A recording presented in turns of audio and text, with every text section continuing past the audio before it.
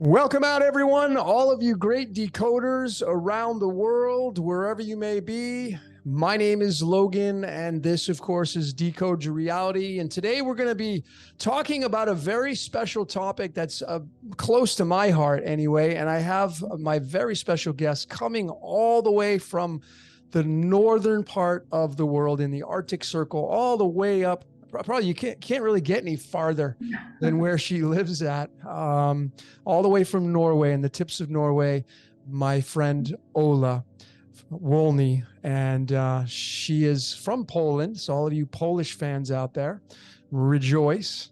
Lived in London for some time, and we got connected from Sam. So a big shout out to Sam and Rise Above podcast, him kind of connecting us together.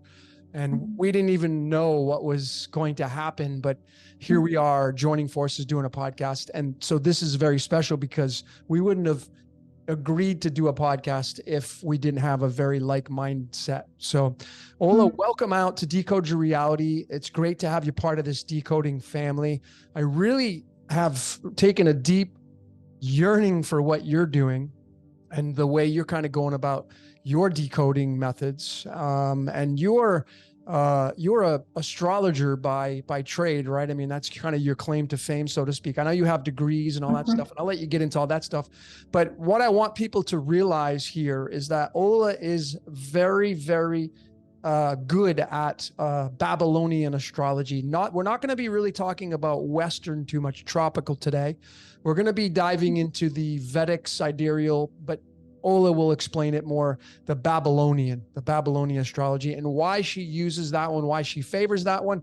And today's topic is going to be exit the matrix. Ooh, exit the matrix. That's today's topic. We're going to be jumping all around, but Ola, welcome out. It's so nice to have you here on this podcast. And it's been great chatting with you, right? We've had hours now already chatting away, but welcome out. And why Babylonian astrology, and how does that correlate to exiting the matrix? Well, thank you so much, first of all, for having me, and welcome to you, welcome to everybody. It's an honor being here. It is definitely for me a massive step in the right direction to be able to speak Tigris with already, you. huh? So if you hear the cat in the background, it's just our beautiful cat Tigris, and he's already. It's so funny you called it. Promise. You said he's gonna start meowing, and there he is. Okay, go ahead. I'm sorry. Right. So for me, this is absolutely a perfect place to show up, to be interviewed, because we obviously are doing the same thing. The goal is the same. We are approaching it pretty much from the same angle. As it happens, I go mostly by the sidereal astrology. So we have the Vedic and the Babylonian astrology. I, just like you go at the topic from sort of variety of angles, and I do that from astrology side, from Chaldean numerology, because absolutely I believe that the way to get to the bottom of things here is by using different modalities, because this is how everything has been coded. Why Babylonian astrology? Well, because I think that over the last 2.5 years, I don't really want to use too much on this topic so that you don't get troubles with the YouTube algorithms, with the video being taken down. But the last 2.5 years can be very, very nicely traced and understood in terms of what's been happening, what the matrix served us at first with the disease, so-called, and later we entered the time of conflicts and wars in the world. So all that is perfectly traced via the Babylonian astrology. This is to do with the cycles of Mars specifically, and so-called heliacal rising of Mars, which happened in late 2019, in end of October 2019, heliacal rise of Mars in Virgo. And that, Virgo, yourself, the association with health, diseases, crisis, discipline, our sort of routines changing, right? And this is what happens. So Mars has 2 years cycle. I don't really want to go sort of too much technical into it. However, it has a 2 year cycle. So it set the tone around that time, right? And this is the beginning of the 2 years of lockdowns and etc., to do with the disease. This is what Mars brought in Virgo. And then the next time Mars, heliacal rising of Mars, happened in the sign of Scorpio, exactly in the 8th degree, which is very interesting place because of the sort of esoteric meaning of that. However, Mars in Scorpio, that's war, that's conflict, right? Yeah. So what Mars is right around the basic fundamentals. So people paying attention to this without looking at the charts. When did Mars move into Scorpio? Right around the time frame. Do you know? Remember offhand? It's not so much in terms of the transit in Babylonian astrology that we're talking about. We're talking about the heliacal phases, which is basically to do with the first appearance of Mars after the period of invisibility. So this is what starts the cycle. It's a 2-year cycle. And in 2019, end of October, 29th of October, we had the heliacal rise in Virgo, which set the tone for the disease, popular disease, and the lockdowns. And of course, we were sent home to be working from home. So the routines changed. So you see, this is how it played out. So they picked that energy very specifically. It was not an accident. So they basically harvested the fact that this energy would have had an impact onto the world in a way that it sells the idea, right? I mean, many people bought into that. Of course, there were those that woke up in that time, but a lot of people just bought into the idea that was perfectly marketed and sold along with the energy supporting it. Yeah. And then the same thing was repeated in December last year. So that was the new cycle of Mars rising in Scorpio, setting the tone for the next sort of 20 months, more or less, until it goes into the invisibility again. And Mars in Scorpio, yourself, is to do with conflicts, wars, etc. And so we had the conflict in Ukraine, or so. Right. So it was advertised. Yeah. So this is all a matter of how, like, you really got invested in this kind of stuff, and then you're a fan of the Babylonian. So let's move it. So this is the nucleus now. So the Babylonian astrology, I want to just really quickly, why that over the Western tropical? Why do you favor the Babylonian? Well, first of all, like I say, you can trace it back to the exact steps taken by the matrix, by the elites, however you want to refer to them, in the last 2.5 years. So something happened that specifically this zodiac, this astrology has been utilized and followed, and this is the energy that they have been working with. Babylonian astrology comes from the area of Sumeria and the Babylon, so the ancient times.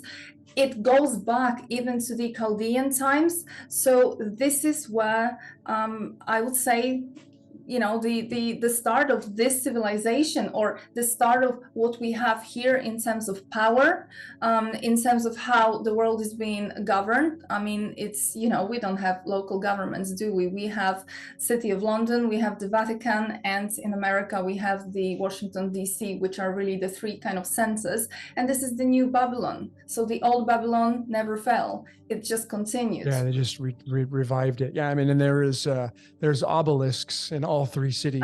Exactly. Exactly. Yeah, and the latitude, longitudes, as I have shown, are when you connect all three, is just ridiculous. It's kind of like the divine triangle. So, so we're talking with Ola, the Babylonian astrologer, all the way from the Nordic Circle. And Ola, so I'm a huge fan of the Vedic. I'm and Babylonian, we're going to call it here, but I like it because of the nakshatras and, you know, the micromanagers of the zodiac, if you will. But how do we flip this into like exiting? Because the topic is exiting the matrix. So we now have this nucleus of why you are a fan and utilize this Babylonian astrology system. But how do, like, because people are interested, a lot of people I know in my community, they don't want to come back to this reality. Maybe because they have a shitty code or a shitty script, but like, nonetheless, there are people that they don't want to come back and redo this life again if there is such a choice. So this is about exiting the matrix. And I know this is very abstract, but what can you kind of dump out onto the listeners right now on this topic of exiting the matrix? What would you say at this point? I mean, well, I think that it's worth taking a step back to explain how I see that, or where am I coming from to even come up with some kind of idea about that. You see, I've spent quite a long time studying the ancient texts, the Vedas, the Gnostic texts, Babylonian texts, so the Enuma Elish, which is the creation myth, the Bible. So different geographies, different texts, and the message is pretty much similar. When you look at the cosmology across different geographies, across different cultures, whether that be the Mayas, the Incas, the Vikings, Egypt, Babylon, the India, etc., the cosmology is actually very, very similar. So the way the world is being interpreted or shown is pretty much similar. I mean, this is really where we derive the flat earth idea from, right? Because we are dealing here with the picture of an earth over which we have a firmament. And pretty much all those cultures, they place something more above that firmament, whether that be the zodiac or some kind of gods, some kind of pictures of something that some of it probably have not yet worked out what that is. However, it is pretty clear that there is a message that seems to be coming from these cultures from the past and all the way across the history. But is it all that they are trying to say, that there's a sky above us? I don't think so. I don't think so. So you see, when you go a little bit deeper and especially look through the concept of astrology, why is it that we are able to predict some things? Yeah. Do we have a free will? It seems that what we actually have above us is some kind of construct, a very advanced construct. I would go as far as say some kind of artificial intelligence blend with probably something biological, which is being in a way imposed and screened from some kind of higher dimension or just another level, and that is impacting us. And here we are on this plane, whether that be round or flat, doesn't really matter, but we are being impacted. I would say that the chakras, the chakra centers, as you know, they are connected. Each of the chakra centers is corresponding to a planet. So are we the receivers of the cosmic energy? Are we, through the chakras, being directly linked to the zodiac up in the sky, to some kind of technology that is communicating and steering certain reactions or perhaps certain events, etc., in order to probably harvest energy from us? So this is how I see it. I don't necessarily think that the whole thing is just a simulation, that we are living. I think that you tend to go more down the route of this being a simulation, just a movie. I think that there's an element of sort of, let's call it a bio structure, over which there is this AI layer imposed, whether that be some very, very advanced technology that probably we have absolutely no understanding of from here, from this level. Yeah. And so this is how I see it.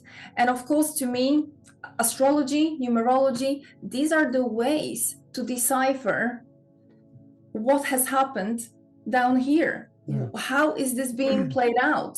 So the way I see it, including what's been coming from the ancient texts, is that there is a reincarnation machine. So basically, this is like a closed system of recycling. Right. Once you're here, if you don't know how to get out of here, if you don't have that consciousness and that information, that knowledge at the level while you're here, then when you die, you're not going to be able to find that. So you're just going to land basically back on the reincarnation cycle, on the loop. You're going to come back. Yep. It's interesting because, you know, the conversations that you and I have had off screen, and you know, you being way up in the Arctic Circle and your whole story about how you got there and why you're there, and then just the photographs you've sent and just the visions of what it looks like up there. So I mean, we're talking, if you just look at the Arctic Circle, the Arctic Circle up in Norway, like those areas up there, like the farthest north you can get, that's where Ola's at. And when you look at the landscape, it's absolutely breathtaking. And there are these, you know, what appear to be mountains. You think they're cut down trees. And this kind of correlates into, you know, perhaps, as if those of you that follow Jason Bashir's from Archaics, the canopy being higher than what it once was.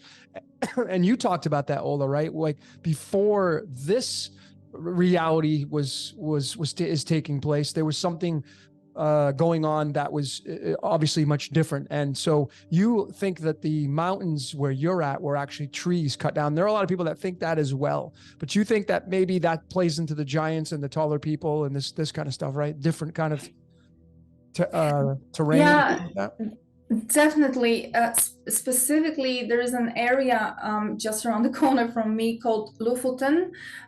So these are islands, absolutely breathtaking. And you literally, when you leave the continent, so when you leave continental Norway and sort of enter Lofoten, because these are islands, it's as if you traveled across dimensions. It's just a different world. The landscapes are totally different.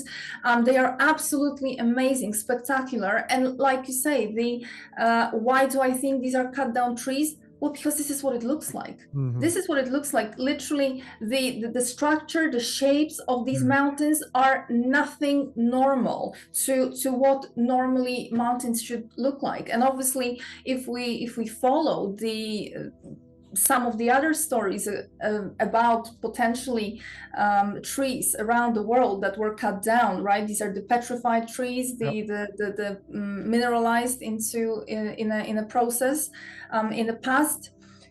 Definitely something like that is also here in this area. Yeah. On top of that, you know, so what are we dealing with here? Well, we had a chat yesterday, right? That if you look at any of those past cultures, their mythology and the stories that they were conveying, there's always an idea of some kind of firmament. Yeah. So where are we actually living? Are we living in some kind of biological capsule? Are we living literally under something which is also probably messing with the pressure, meaning pressure down here being higher, therefore we are not able to grow more than we are. However, perhaps outside of this capsule, conditions are different, and perhaps these trees or remnants of trees are basically what is outside of the capsule of some kind of world, some kind of reality that exists right now, outside perhaps right now or perhaps in the past, outside of the capsule. Who knows? Yeah, it's interesting you mentioned the capsule, because like I think it's a cosmic egg. I think that we live, and it's very possible that we actually, Earth is underwater. And that's why you're going to get, you know, what appears to be space, and it's dark and the water's above, right? And so if we are actually inside of a self-contained system, and really there's maybe a way out by way of figuring out how this game works, which is we're going to be diving into a little bit more during this podcast. it seems very plausible, all these things that we're talking about here, like, maybe the egg was bigger, it was taller, the vapor canopy, as Jason Bashir alludes to from Archaics, it was different back then. And I can see that and I just they found bones of, a lot larger human beings. So it would make sense that you'd have these taller people, and then these mountains that you're experiencing are really just tree stumps. And there are, a lot of people in Arizona and the United States and Las Vegas or the areas outside Sedona and some of these areas. Utah is another area where it looks like there's trees that are cut down, there's stumps. And if that's the case, that's kind of a big game changer if we can absolutely label that as fact, right? And again, that's just hypothetical, but if we did say that it was a fact that we are now squished down in this self-contained system and we're now small. And I just think it's interesting because we're downsizing. There's a movie that came out with Matt Damon called Downsizing. We've gone from giants and now it's just scrunching us down. What's the next level to this game?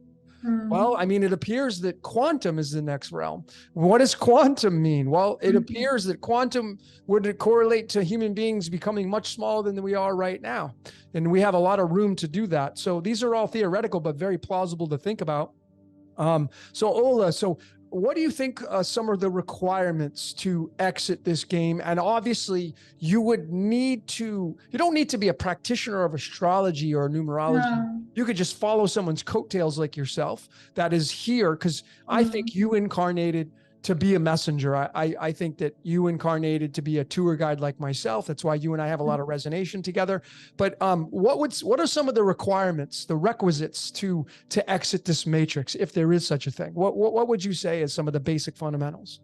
Well, I think that a lot of those messages are not even coded. They are blatantly, openly spoken about in the ancient texts, and specifically in Hermetica. So in the Hermetic text, in the Gnostic text, they all talk about ignorance, right? Ignorance being the issue. So ignorance floods the world. What is the ignorance? Well, I would say that the ignorance is what we currently in the current sort of climate we call the sleep, right? The people who are asleep. So people who absolutely have no idea, and the consciousness is still in that kind of caught into the matrix cycle of this sort of hamster wheel, and not being interested in anything higher than just getting up, going to work, and coming back, and just sleeping, eating, living, and that's it. That's all it is. So I think that what it really takes is, to begin with, is that kind of awakening when you are still alive.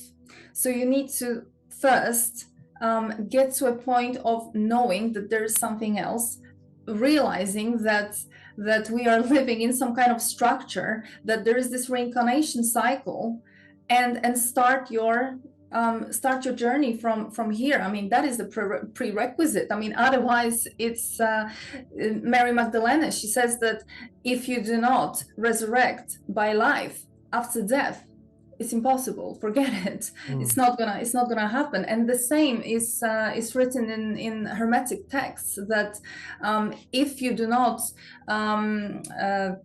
sort of feel that enlightenment or go through that enlightenment in life, during life, after death, it's not going to happen. It's not going to, the switch is not going to flip just because you are dead. So apparently there seems to be some kind of way to die, or at least some kind of something to do after death, which you need to be aware of. What to do, how to navigate once you cross over. Where do you cross over to?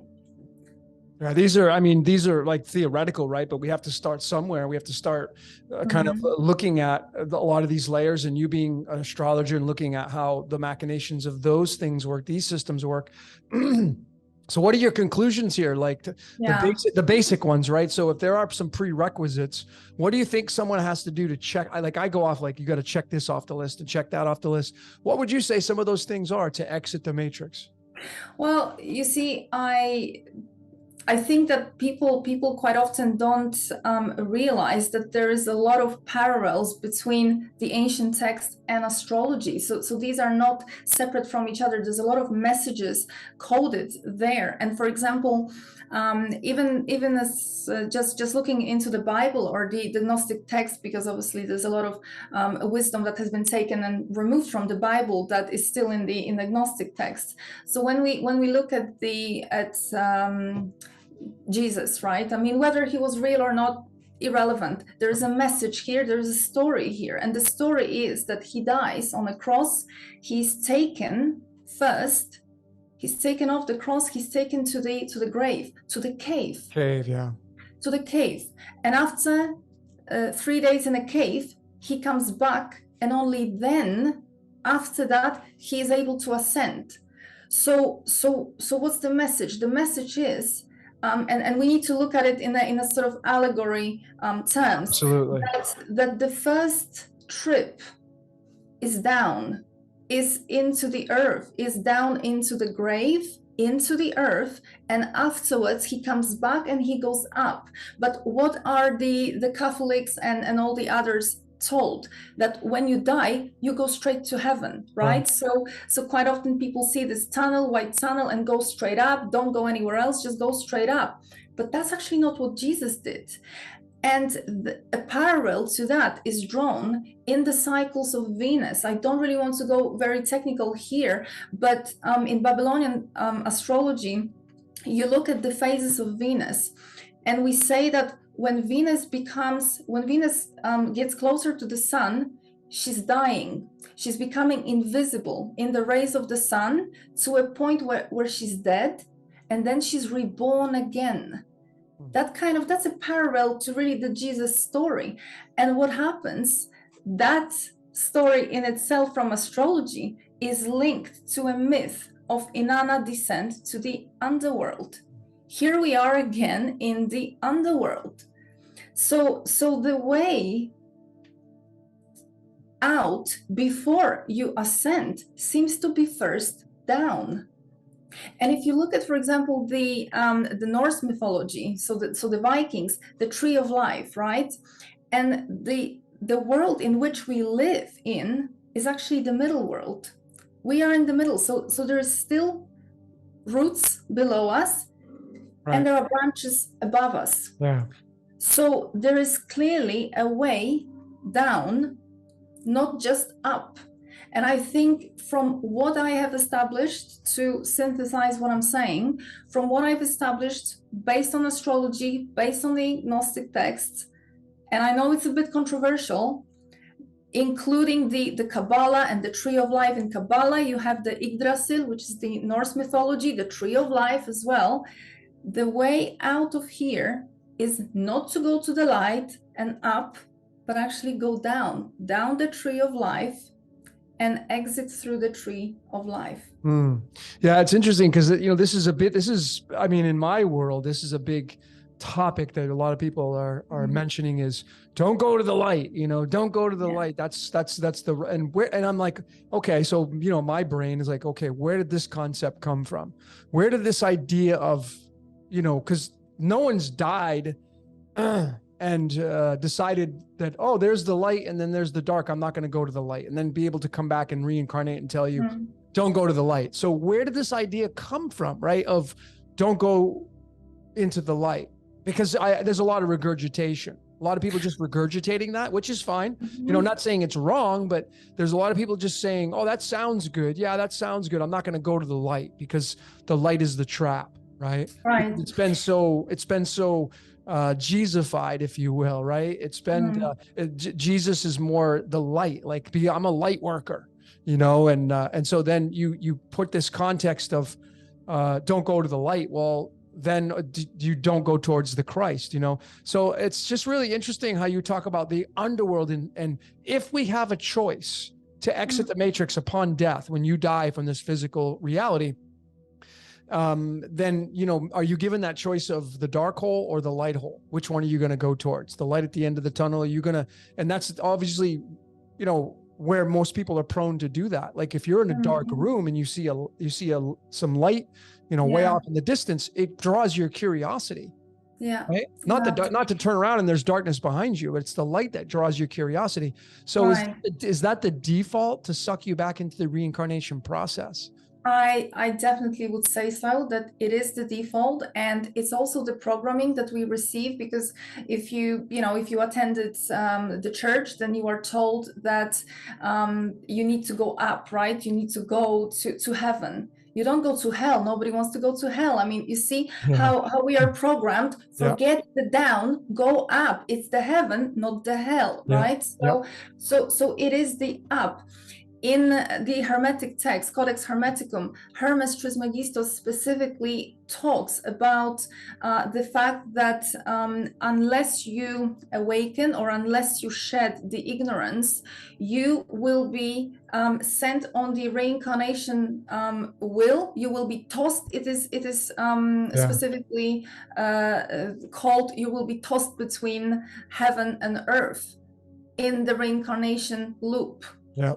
So he's the one talking about that. He's the one saying that if you go up, you basically go under the firmament, right? You go into the zodiac and you get returned back here. So that's where it comes from. That's what this whole story comes from, of going to the light and then being caught into the loop. It is on top of that, he talks about some kind of life review, or some kind of a board meeting you there and discussing with you how you did in this life. So basically some kind of life review, which is also something that we are taught from the Bible, right? Through the Christian and the Catholic, for example, teachings. So all that makes sense, that this is the basis of it, right? So this is, I think, why people feel, well, I'm not gonna go there. However, when you flip it, and on the other hand, when you are born, where are you born from? Yeah, you're born from the darkness and you come into You're the born from the I was just gonna, darkness. you're instantly programmed to think, oh, there's the light, I'm free. But then, of course, what does a baby typically do when it comes into, it starts to cry, right? Because it's instantly embedded with fear, which is why the crying starts. But you see, that portal, let's say, which is to do with entering this reality from some other reality, is not some kind of light tunnel. It's a darkness, right? It's a black hole. Let's call it like that. So if this is the way in, could it be also the way out? Yeah.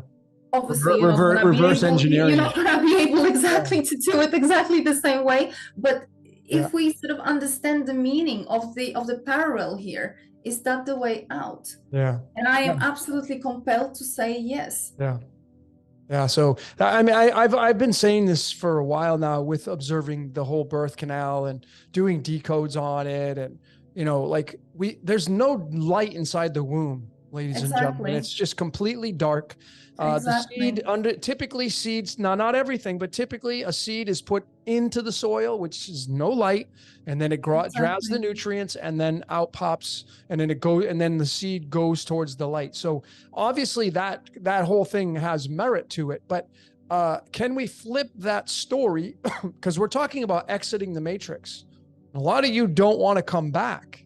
And if this is a game, we got to figure it out, right? And maybe the free will that we might have, I'm not saying we do or don't, but the free will that we might have is absolutely doing what we're doing right here today, figuring this out to exit the matrix. And I think a lot of people have interest in this topic. A lot of people are really curious about this. I postulated this question on many of my podcasts. I'm like, let's be realistic here.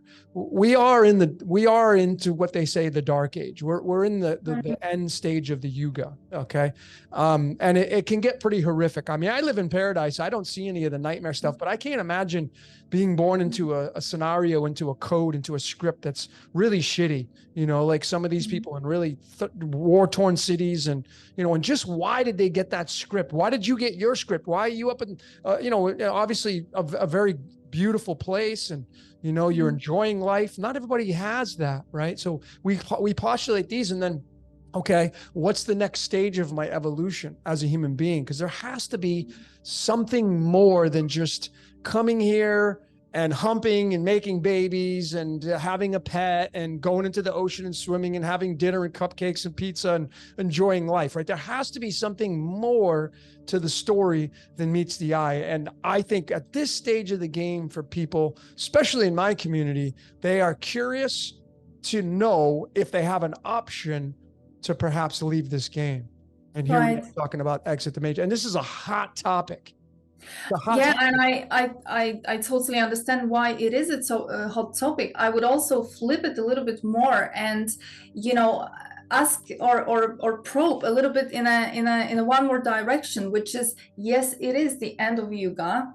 The next one is the golden age. So this is a quantum leap, right? I mean, this is not some kind of step-by-step approach. We're talking about the total quantum leap. So where are we right now? What is happening? Who are we? Who are you? Who am I? And who are the people who are listening to this podcast? Because of course that, you know, all of us come from families or we have friends who will never listen to these kind of things. They are deep into the matrix. And so we definitely have at least two types of souls, groups of people right now present here. So my question to you, are we all the same? Did you or I or the people who are listening right now, are we definitely from the reincarnation cycle? Are we here from the reincarnation loop, or have we come through from the outside, perhaps to facilitate this quantum leap between those two eras? And that's why it is natural for us to be looking, where is the parachute, right? When I'm done, I need to be out of here. I'm not staying here, right? I'm just gonna do my job and I'm out. So this is natural topic for you and I to be looking into, and for everybody else to need to know how to get out of here once you're done. Yep. Yeah. I mean, it's so interesting that you mentioned quantum leap, making the quantum. So this goes into this aspect here. So a few weeks ago, when I was on the Syncretism Society and with my friend Santos, we had this guest on. His name was Roberto. What a really intelligent guy. He was all about the Toltec wisdom, right? So you get into some Mayan stuff, and he did this great presentation. And the big nugget I got from him was that he said that we're in their traditions, you're moving from the physical avatar of the human being experience, you're moving into a crystalline state, and you're moving into silicon. Right. Now, my research has shown that silicon, it represents the future. And then you get silicon chips and computers and all that technology. So you mentioned quantum leap, and that rung up. So are we just going to go smaller? Is going to a higher density? As Roberto says, when you go to a higher frequency, you shed this physical body. You can't. It would mean that you would end your life in this 3-density reality to go to a quantum leap. And quantum is now talked about in the quantum financial system, which is cryptocurrency. So are we to just, like leave that out and say, because I know a lot of people think, well, crypto means death and the crypt, and but maybe that's where we're headed. Maybe to level up in this game, to exit the matrix, ladies and gentlemen, it requires obviously checking off the list a lot of things, but it means to get rid of this physical. Would you be willing to do that as a human being? If that is one of the requisites, the prerequisites to leave this 3-density reality and move into a higher density, right? Is that one of them? Because this place, I mean, Ola, you live in a very, one of the most pristine, beautiful places in the world. And you go out there in nature and you look at it, you're like, man, I want to enjoy this. And like, if you were given the choice, like I would postulate the question to all of you watching this right now. If you were given the choice to incarnate into this 3-density reality, but it wasn't the dark age, it was the golden age, would you do it? Like the game gets started over again, all the predators get wiped from the board, All the darkness gets wiped from the board. The cancers and toxicities get wiped from the board. And now you're left with being able to use telekinetic powers, being able to do sound levitations, all these great things that people talk about. Rapid healing. There's no sickness and disease. Would you come back and be a human being again? That's the big question. Because, I mean, we're talking about exit the matrix, right? Yeah. What do you think about that, Ola? Would you come back if you had the choice to come back as a human being? If these things were happening in the golden age, as we just talked about? Well, I think that we have to remember that, you know, we obviously have a lot of civilization in the past, the Mayans included, that seem to just have vanished, right? So what happened to them? I mean, did they go extinct? I don't think so, because what are the evidence, right? So they literally vanished. So are we just repeating the same story? So very, very plausible that what you're saying is absolutely what we might be experiencing perhaps in this lifetime. Would I come back? Well, I think that, you know, these are very interesting questions, but something that you probably ponder once you're incarnated, once you're at the avatar level, right? Because if we are coming from a paradigm that we are much more than that, well, then you would have had all sorts of different lives and different experiences in all sorts of different possibilities, right? Whether that be 3D or some kind of more etheric version of yourself. So yeah, why not? Why would you not want to experience that? You know, I think that a lot of people who are probably listening to us are not maybe feeling that connected specifically to the human race, because we are not the avatar, right? We are much more than the avatar. So why would you feel such association with keeping the body? I don't know if it's that important. Not at least not for me. Yeah, you met, you know, it's interesting because another bomb you just dropped, you know, you talked about the Mayan, right? And so we talked about quantum. Quantum means higher density, which means a higher frequency. And this is a low frequency human being. The physical avatar has to be, is his spirit slowed down into physical matter to become a human being.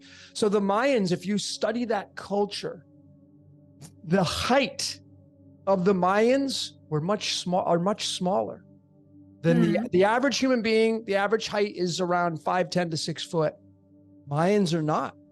They're much smaller. They're much shorter than that. We're talking about the mid 5.5 range and shorter, right? So you're now crunching it down. We talked about the giants, and then we get into maybe the, you know, like my friend who's pretty knowledgeable. He had said to me one day, he said, you know, if you want to look at real life Anunnaki, just turn on sports and you'll see them on the TV.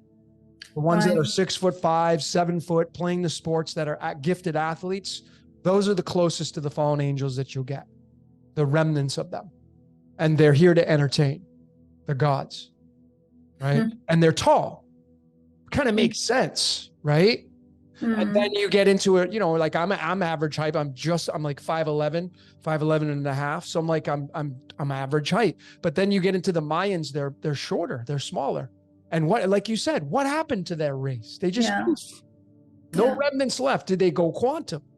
Did they figure out how to exit the matrix? And they checked off all the things on the list, and then whoosh, they vanished, and there's no traces of them, right? Kind of makes sense.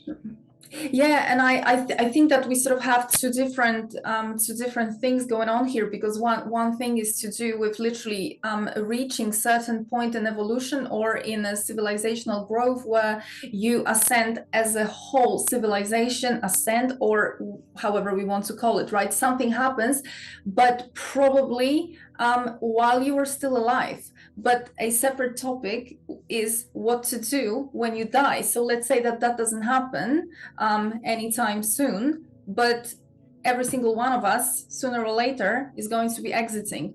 How do we exit? So I think that we probably, it would be good to have a plan for the natural exit, right? Which is what I was suggesting, because whether we will be reaching that quantum leap as we speak sometime soon, I don't know. I don't know, but I suggest we have a parachute for both scenarios, right? A parachute, I love that. Parachute, paradise, parasite. That word para, kind of interesting. Starts with the letter P, 16th letter, 16th nakshatra, and you have some planets there in the 16th That's right. nakshatra. Yeah. That's So there's right. some great synchronicities with you.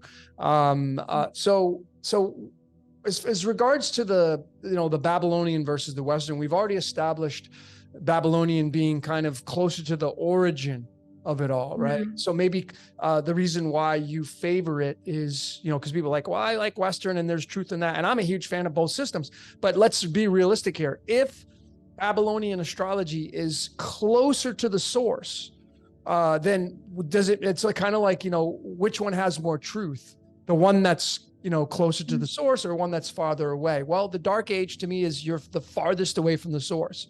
And when you get the farthest away from the source, that's where you have more chaos. The closer you get to the source, you have more order, right? And this is why I feel like, the nakshatras and why Babylonian astrology Vedic is so special. But can we kind of figure out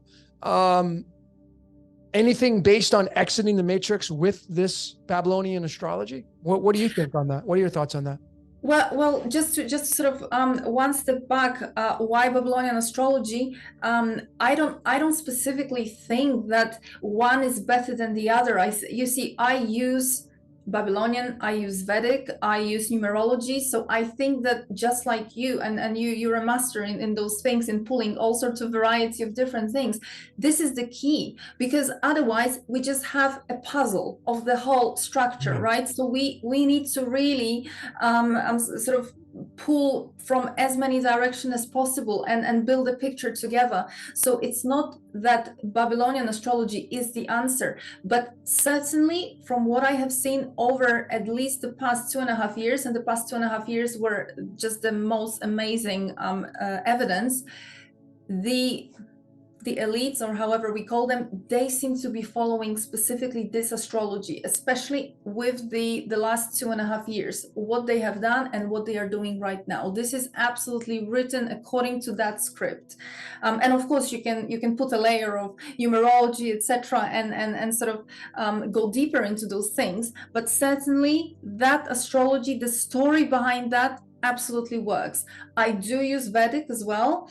I have pulled out from the tropical zodiac because I'm an engineer by background. I'm an oil and gas engineer from my sort of past life, and I'm not really sold on the fact that it's either Leo or it's Virgo, and it can be both. Well, to me it cannot be both. It's either one or the other. And the tropical astrology, the tropical zodiac, is linked to a zodiac that was frozen 2000 years ago. It is not representing the actual position of the stars and the planets in the sky. It is representing something that was actual 2000 years ago. So I don't follow that, but of course, everybody has their own methods.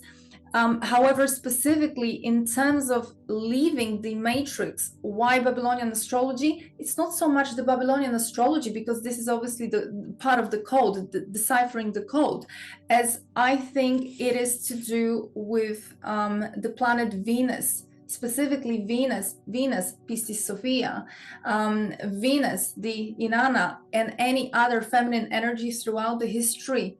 The mother, the archetype of the mother. Where did we originate from, and how do we get out here? This is back to this, the portal, the birthing canal, right?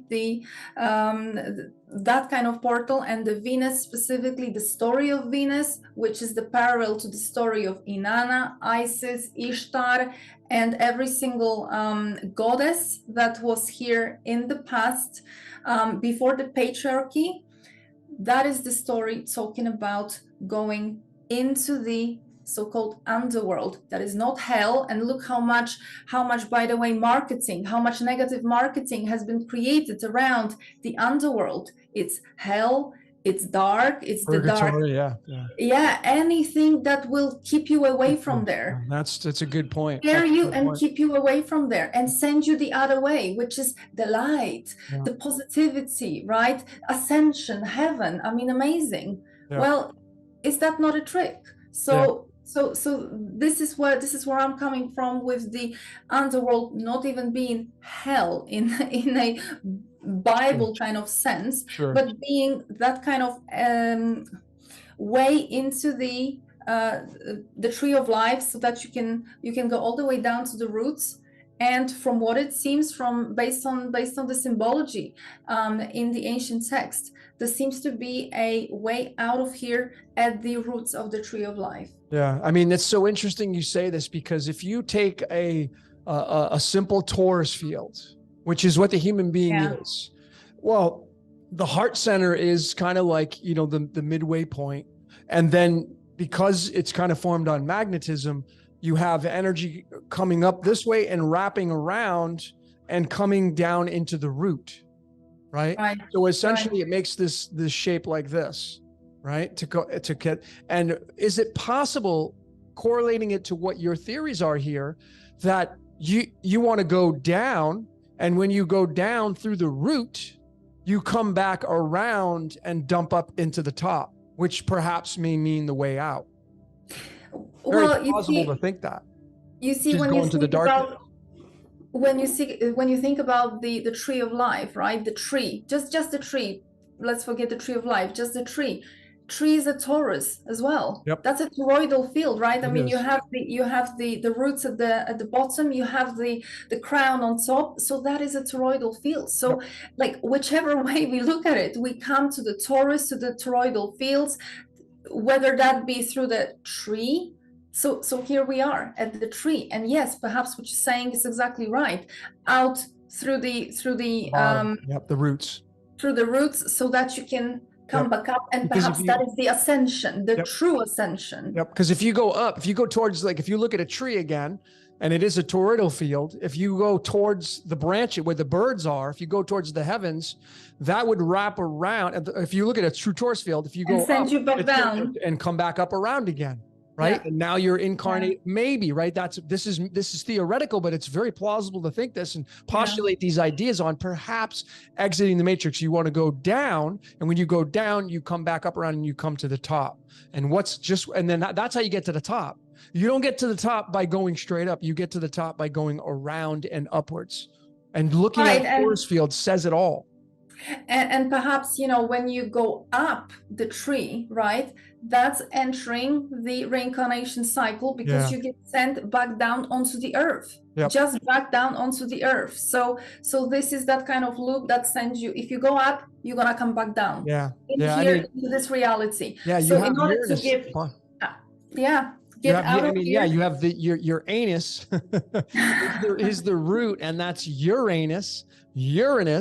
And Uranus to me is the father sky. It runs everything. That's my opinion. Uranus is, which is why it's the only planet that sits on its axis around 97 degrees, which is the 25th prime number. That's linked to the words black sun in numerology. But Uranus is the flipping of the chakras. So we're told that ascension, you go this way, and that's 33, and you get your chrism raises, and you get crucified in Golgotha and the skull and all that stuff. But what if it's the flip of that? That's the popular story, and I've highlighted that in many decodes, right? So it's written in the script for sure. But what if it's Uranus at the bottom, and you got to go down to get to the top? Exactly. And you see, even when you look at the Uranus and ruling Aquarius, right? But in Vedic astrology, Aquarius is also linked to Rahu, right? Rahu, which is the north node of the moon. I'm sorry, we're getting into a little bit no, that's fine. Let's language for. So Rahu is the one ruling Aquarius, and in Kabbalah, in Vedas even, they specifically say that it's Rahu, the way to exit domination of the planets. So what is Rahu? And you see, so it takes you beyond the domination of planets, meaning beyond the domination of zodiac. Because I personally, based on the text that I have analyzed and what I have seen from the charts, I believe that in the astrology, in your chart, there are things to do with the matrix code, and these are the planets, the gods, the false gods, and something to do with your soul, something to do with also the exit out of here, some kind of voice that actually is trying to guide you here. However, the matrix is trying to get in the way. And to me, that voice is the Rahu Ketu. And look, what about marketing? Rahu Ketu have, for example, in Vedic astrology, they are considered to be malefics. They are considered to be energies to stay away from, because you are going to be guided astray. Well, to me, everything is upside down. Literally everything in this world is upside down. That's why it is a satanic world. So you're a fan of believing that Rahu and Ketu and the north and south nodes of the moon are actually the way out, the kind of like the leaders in perhaps figuring out exiting the matrix is the Rahu Ketu axis. Well, to me, maybe not so much to do specifically with the axis, but I would say that Rahu Ketu and their position are the information coming not from the matrix, but coming from you on some deeper level, on the soul level. So something that's actually not corrupted by the matrix. That's how I see them. However, according to the Kabbalah and Vedas, it's Rahu and Ketu, well, Rahu specifically, which is the way to surpass the influence of the planets. So I love it, because so ladies and gentlemen, I just want to let all of you know that, see, Ola's chart in sidereal astrology, Babylonian astrology, her Rahu is in Gemini, right? I think it's Gemini, right? And yes, D1. Arudra. Mm-hmm. And Gemini, to me, is the prison bars. Okay, it is the 7th and 8th nakshatras, which will make up Cancer and Gemini, and these to me are linking to the air we breathe, nitrogen and oxygen, 7 and 8, and I think that is how we get into this game. Well, how do we get out of it? Do we? And she's got her Rahu in Gemini, so it's very fitting that you say you feel that Rahu and Ketu in this axis is actually the way out of here, and yours is in Gemini, which perhaps how we got in here, and how you get in the same way you get out the same way you get in, right? Which is what we talked about, didn't we? Right. With the birth canal, we go through the darkness, not through the lights. Interesting, huh? So fascinating, man. Yeah. So there's something to your code. That's why I was fascinated when I saw your charts. And, again, big shout out to Rise Above podcast, those guys over in England, and Sam for bringing us together. Because again, I mean, Sam that's 314 in numerology, which is pi, and my last name's Pi. It's just crazy how you and I got connected, and we share the same commonalities. Our charts are flipped. We're 90 degrees apart from one another. It's just insane, ladies and gentlemen. If I showed you the chart side by side of me and Ola, it's like we were supposed to come together, perhaps to maybe to figure this out, right? And here we are talking about exiting the matrix, right? So absolutely, yeah. Go ahead, Ola. Go ahead. No, I was just gonna say that just like you said, my Rahu is in Gemini. It's specifically in a nakshatra Arudra, which is it's a nakshatra of destruction, but not the bad destruction. It is basically getting rid of the old, so destroying the old and starting absolutely from scratch. And this is what I feel I've been really doing, including the astrology and including all this knowledge that we think we have so far. I mean, honestly, I've been destroying most of it and coming up with sort of new interpretation, because I feel that there's so much just lies and manipulation in what we have been told so far, that it needs to be rewritten. The truth needs to be pulled out of it. And right now it's a lot of layers of lies. And we had a session yesterday, right? Me and you looking at our charts, and like you say, they are so similar, but both of us, we have quite a lot of positively destructive energy in our charts. And there is a lot of, well, there's a tower from the tarot that is linked to very significant places, both for you and for me. There is the energy of the Arudra, so the destruction. There is the Bharani, which is the death, and again the womb. This is the symbol of the womb. Vishaka, which is the yoni, and the symbol of the womb. So what is going on? Is there a destruction and a rebirth that we are meant to be working on here? Yep. Well, absolutely. There's no doubt about that. Like before I even was introduced to you by Sam, just a few weeks ago. I mean, I've been on this venture of figuring out how to get out of what I call for fun now, the prison planet. Which, you know, if you're curious, like, what does that mean? Like, well, it means electromagnetism is what prison planet means. And that's exactly how this game works. It works off of magnetism and electricity. And then you have dielectricity as well.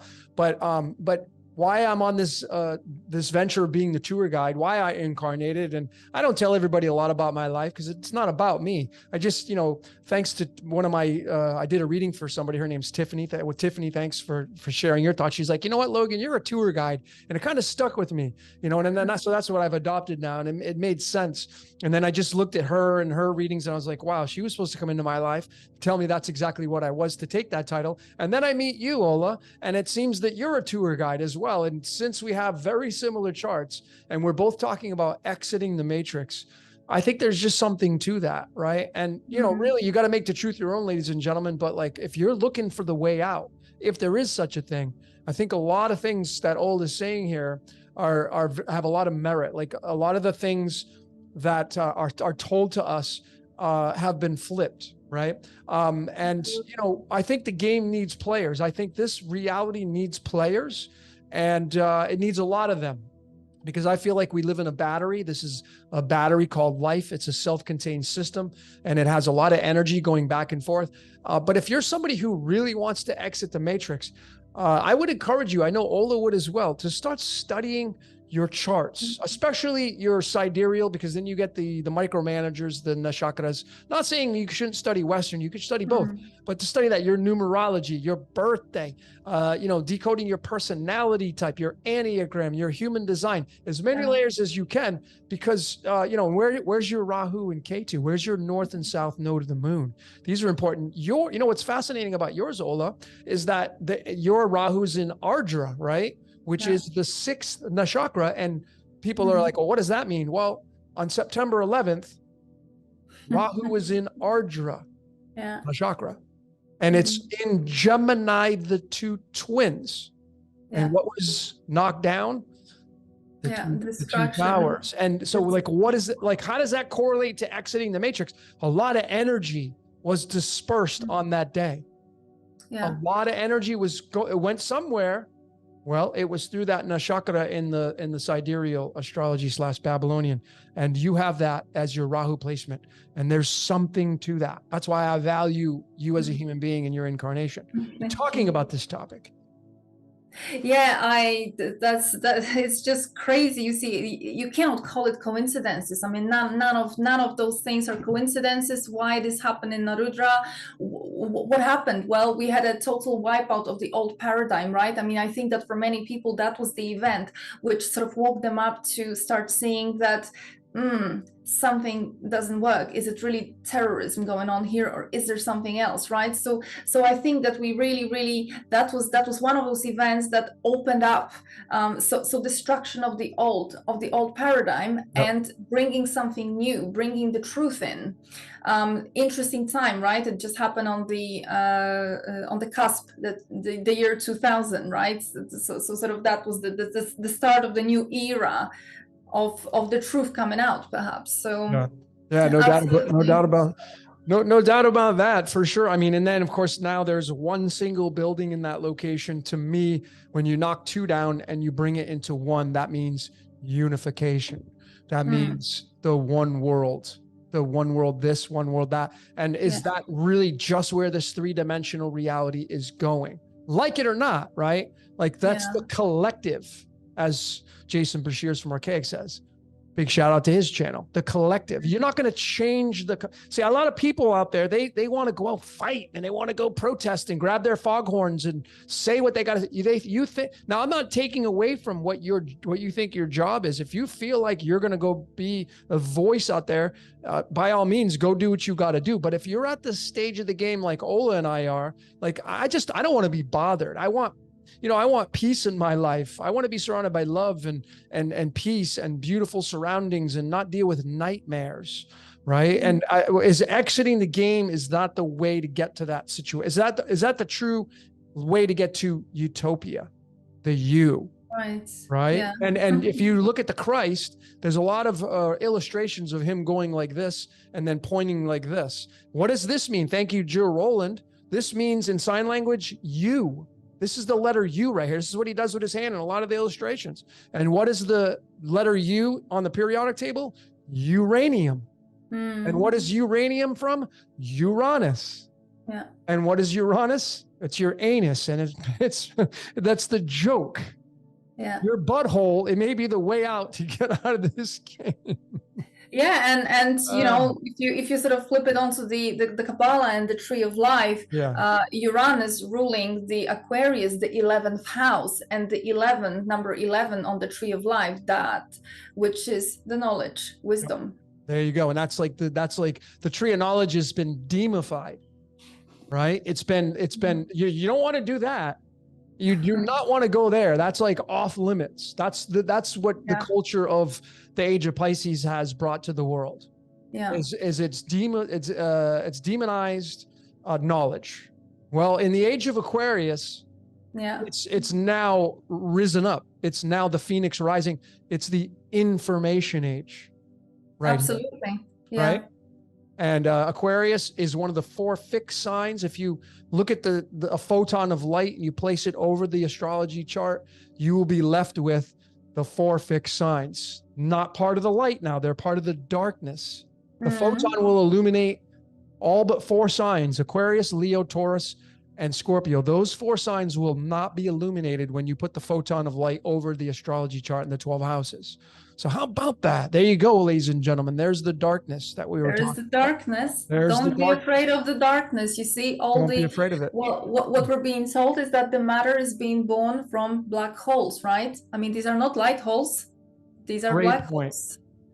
Great point. The black hole being the most powerful force in the universe. Exactly.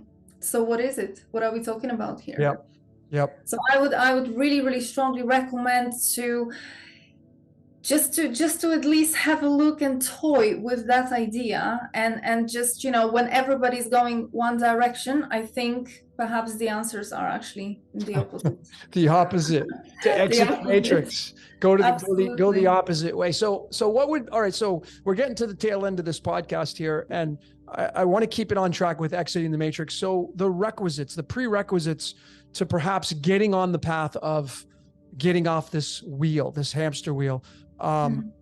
Obviously, you and I being practitioners and fans of astrology and numerology and all the mystical arts, that would be something to start with, right? To study yourself, figure out your chart, figure out your code. What are the other things that we can kind of tell people? Because people are looking for kind of riding coattails here. What else do you think we need to do? What are some of the other prerequisites you think, Ola, to exit? Well, I think I totally agree with you, because you see, people might be thinking, well, then if this is all coming from the matrix, why would I bother with a reading, right? I mean, if it's all predetermined, and why do I bother? Yeah. Well, you would bother because if we are in the ocean, then make the best out of it. Get yourself a surfboard and, you know, use the energies, because that's the best we can do. We probably cannot, at least not at this moment. I don't have the answer how to stop the influence of the matrix. So it is still there, and the charts are still working. Astrology is working. Numerology is working. I don't know how to escape that influence. So the best we can do is to squeeze the lemon, right, and make lemonade out of it. So that's why you would get a reading to understand in what way you can sort of utilize that potential, in what way you have been limited, so where are the traumas, how to overcome them.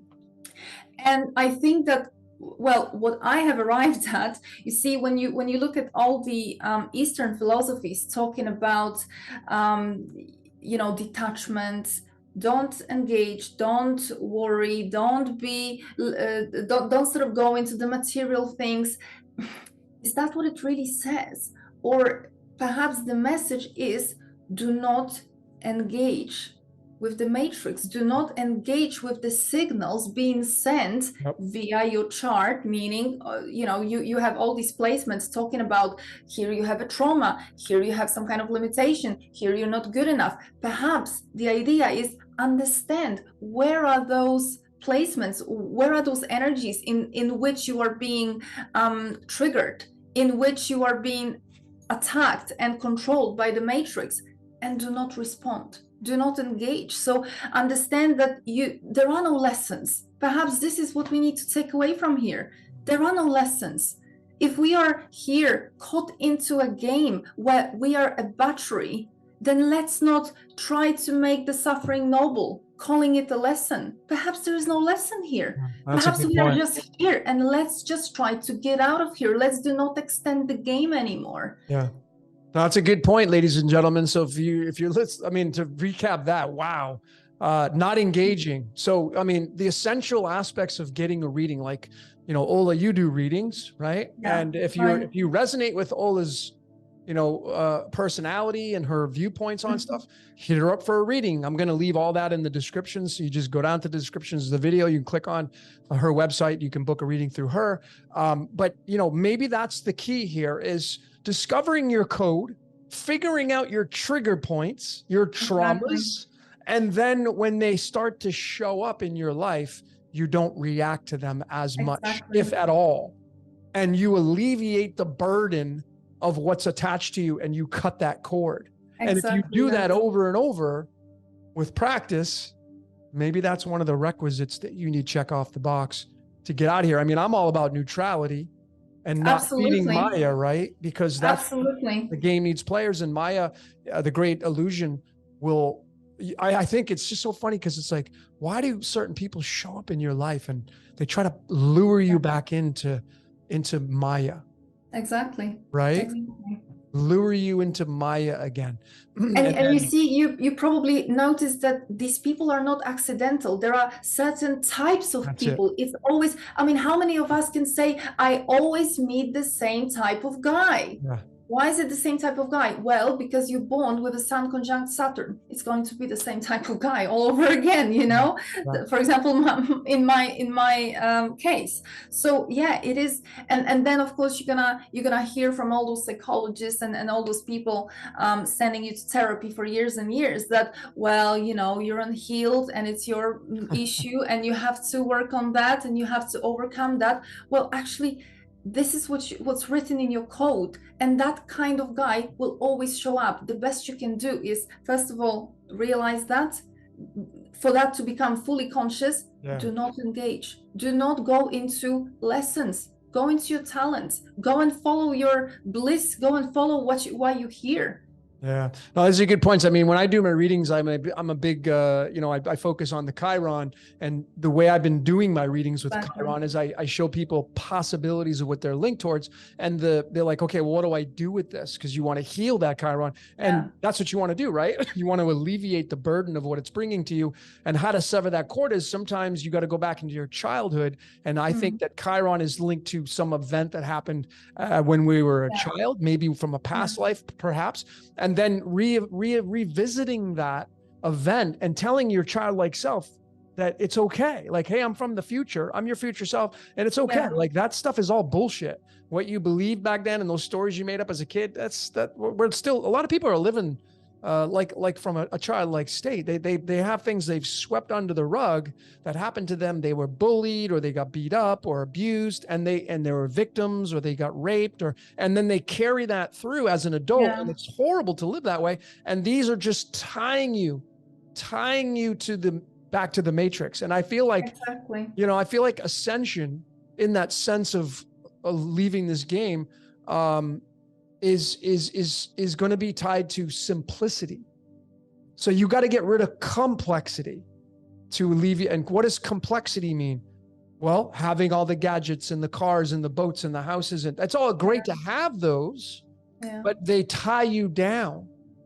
They tie you down, right? So, but there's a lot of people that they came here to experience the game to its full totality, and they would completely sit here and debate what we're all saying right here. Because like, my life's amazing and I have this and I have that, and they have the silver spoon, and maybe that's what they incarnated to experience, perhaps. But if you're here listening to this podcast and you like what Ola has to say, as well as myself, how do you exit the game? I think it's severing ties with the physical and the mental.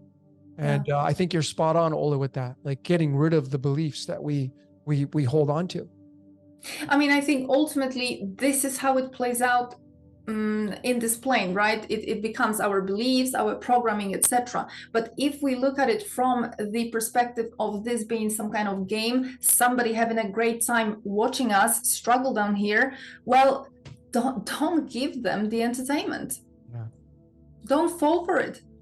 But first, you obviously need to realize, and I think Chiron is a perfect position. It's one of those examples where the wound is really, really deep, and it's going to show up. It's going to dictate your life. It's going to dictate your choices. Even if you don't know that, it is happening. Quite a lot of people, they at some point start realizing, okay, I'm kind of making the same choices here. I'm choosing the same things. I'm meeting the same people. It must be some kind of something going on here, right? So they're starting to feel it, but they don't know what to do with it. Yeah. And here is also where the sort of mindfulness and an ability to observe comes into play, right? Because those experiences, they will keep happening. They will keep showing up. Those people will keep showing up. But it is then up to you. Are you going to respond? Are you going to engage? What you going to do with it? You the big key word here today is respond, react. The word re means to do it again. So if you have a reaction to somebody coming into your life, it means you're doing it again. Re means doing it again. Reset, respond, reaction. So if someone or something shows up in your life and you're consciously in the now moment, you have the ability to perhaps say, I'm not going to engage. And that may be one of the requisites, the prerequisites of exiting the game, folks, is to not react or respond. And I struggle with this personally myself, you know, like my channel, I get trolls, I get just people that are just like, you know, they stick their stinger in me, man. And they want to push the buttons and see what kind of reaction. And I fall for it sometimes, you know, it's just my ego and my Mars placement and, you know, in Mula, you know, so, and I don't blame it on that. Again, this is my code. So it's like when you look at when I look at my chart and I see I got Mars and Mula, you know, well, I mean, that's, you know, that says it a lot, right? My God of war, when the circumstance shows up, where's your Mars place, ladies and gentlemen? When you have a certain circumstance show up, you're going to react based on war of where your Mars placement is at. And if you know that, then you may not do it again. You may be able to say, I'm not going to do that anymore. That may be one of the requisites to get out of this game. Ola? Yeah, absolutely. And I think this is that part of leaving the ignorance, right? You become conscious. You become conscious on all sorts of levels. It's not just about being conscious of there's Matrix, there is the game, there's something more here, but become fully conscious, you know, take that control, take power back into your hands from the Matrix hands. In order to do that, you have to know your chart. You have to know the cards that you've been dealt with. Yeah. You have to know your code. This is the decoding aspect of it. And once you know that, well, what you gonna do about it? What you gonna do with it? Are you gonna start using it? Are you going to use it in a way to stop engaging, right? That's the first step. And I would say that this is definitely the right way, because it's also going to probably give you quite a lot of time at the end, right? It's gonna leave you that time to start studying a little bit more, because you sort of step out from engaging in unnecessary relationships, in unnecessary situations. So you start living from a totally different principles. Yeah. I mean, even in the, you know, when you go study the monks, they shave their head. The whole point of that is to get rid of all the ego, and the ego is what responds, reacts, you know, redoes. I mean, so when you want to reach a state of nirvana means pure again. That's what nirvana means. It means purity. And purity comes from alleviating beliefs, ideas, concepts, reactions to the world around you. So when you live in a state of bliss, you're not going to be susceptible to temptations, which will lure you back into the matrix. Yeah. You'll not respond to people like kind of pushing your buttons. It's challenging being a content creator, like myself, putting content out there. I mean, several times I'm like, I'm just going to shut the comments off.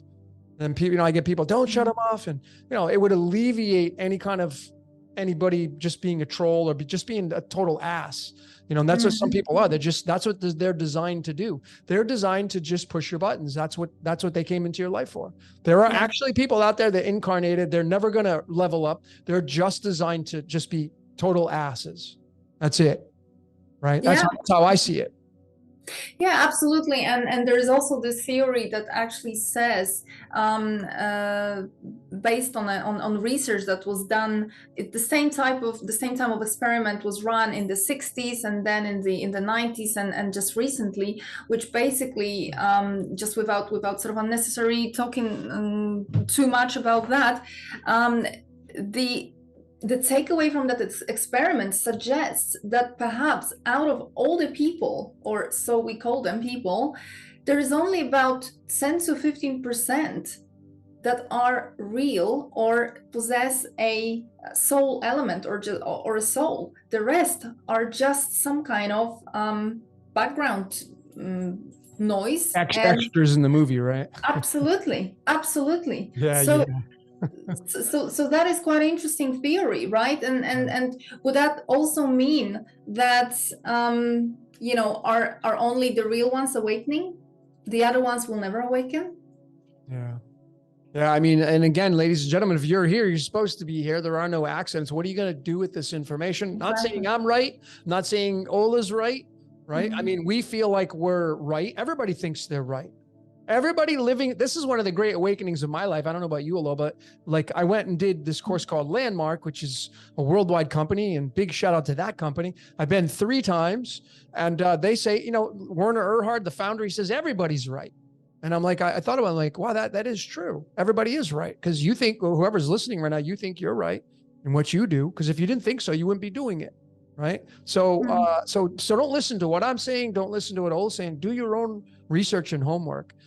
Study your charts. Get a reading if you can swing it. I mean, I got a course coming out. Ola, you got a course coming out. Ola does readings. Go to her website. It's going to be in the description and link. Get a reading from Ola. She's very good at Babylonian astrology, which is, to me, is the closest to the source. And know your chakras, know your Rahu, your node placements, know your blueprint, folks. That the age of Aquarius, there are no excuses anymore. No. You're in the I know thyself age, or at least we're moving it. Because Ola, you don't think we're in the age of Aquarius yet, right? Well, I think that we can get into the technicalities of it. If we look at the position of the sun at the vernal equinox, we are entering. We're at the gates to the age of Aquarius. However, I would, looking around and feeling what's been happening in the last decades, I think that we cannot deny that the energy is already here. So the sort of transitions between these eras, these are not the sort of cut-off point, right? It doesn't happen like that. Those energies, they sort of overlap each other. So that's why you still have people who are still believing science, and then you have those who absolutely do not follow any level of authority. This is Aquarius versus Pisces. I believe science, but what would you really believe? You believe pharmaceutical concerns, right? That are so-called science. And then you have the other people that are questioning everything. That's Aquarius. Yeah, for sure. So you have an overlap already. Yeah, it's so crazy, the synchronicities right now, because if you're a fan of the sidereal astrology and the nakshatras like we are, the nakshatra that corresponds to Pisces moving into Aquarius is nakshatra number 24. Here's my air-conditioned remote control. Look at the number on there, Ola. This is what it's set on right now. And then the card that I just flipped over is the 24th card in the deck. And we're just talking about the transition period. No accidents here. This Jack represents the transition from Pisces to Aquarius. This is what the card of the transition means. This is the Knight of Wands in the tarot. And the Knight of Wands is on a horse. It's in full battle gear. It's moving forward into what you believe, what you're going to adopt as your beliefs, and not taking any bullshit. This Jack, this is the mental Jack, the mind, the Jack of Clubs, card 24 hours in a day. And this nakshatra is the transition of Pisces into the age of Aquarius, and perhaps how to exit this game, the Matrix. Yeah. So, Well, I think if there ever was a time to find that out, I think the age of Aquarius and the energy of the Aquarius definitely is bringing that potential. I totally concur with you without a shadow of a doubt. Without a shadow of a doubt. So, well, I think that's kind of a wrap. We've been going a little bit over an hour. I want to keep it a little bit on the shorter side. So, I just really greatly appreciate. I'm in a very great state of gratitude for coming on and joining forces with me today. I know we've talked already, but being able to come on here and talk about this concept of exiting the matrix, sharing your knowledge and wisdom, allowing me to ramble on and doing what I do, coming together. This has been a real fun, a fun hour plus that we've had to do this. Any kind of parting words that you want to share? I'm going to put all your information in the description for people to click on and find your website, so you don't have to state any of that stuff. But anything you want to talk about before we kind of end this transmission? I would say that I think that anybody listening to this, you probably have that natural default feeling for freedom and independence in the heart inside of you, and that probably applies to absolutely everything in your life. And I think that the greatest victory of this game is to fall from this world a free man. Let's keep looking. Free Ola, yeah. So I have this joke. Free, that is true. You're a free Mason. True. Yeah, I used to have a brick background, and they're like, Logan's a Mason. They thought I was a Mason. I'm like, no, I'm a free Logan.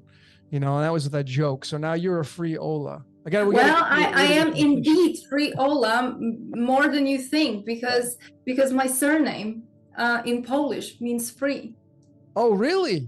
Yes. So there you go. There's another gem drop right there. That's amazing. That's awesome. That's what it is. That's awesome. Well, that's great. So we had the kitty in the beginning, and he was Tigris, or cat, was blowing his horn in the very beginning, which is awesome. But Ola, it's been an honor and a pleasure. I know we're going to probably do another podcast because this is such a grand topic. So ladies and gentlemen, thanks for joining us on this topic of exiting the matrix. I hope we come back and do it again, maybe part 2 or something else. I know we will, but anyway, that's a wrap for today, ladies and gentlemen. Thanks for watching. Please go to Ola's channel. I'm going to leave it in the description. If you resonate with her, book a reading with her. She's very reasonable on her readings. How long are your readings? Like an hour and a half? Something like that? Yeah, right now I have 2 types of readings. One is 1 hour, so that's kind of more compact version, and there's a 2-hour reading as well available where we go much deeper. And I bet you go past 2 hours too, like I do.